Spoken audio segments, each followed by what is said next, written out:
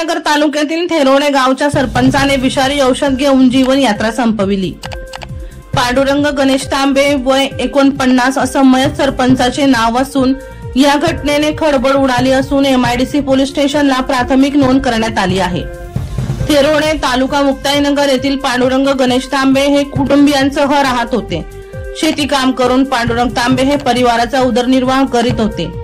गेल्या काही दिवसांपासून ते नैराश्यामध्ये होते अशी माहिती ग्रामस्थांकडून मिळाली। दरम्यान मंगळवारी दिनांक 17 सप्टेंबर रोजी सकाळी 11:30 ते 12 वाजेच्या दरम्यान त्यांच्या शेतामध्ये पांडुरंग तांबे यांनी विषारी औषध घेऊन आत्महत्या करण्याचा प्रयत्न केला।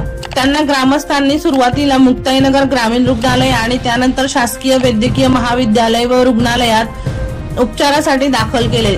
त्या ठिकाणी वैद्यकीय अधिकाऱ्यांनी तपासून त्यांना मयत घोषित केले। यावेळी कुटुंबियांनी एकच आक्रोश केला।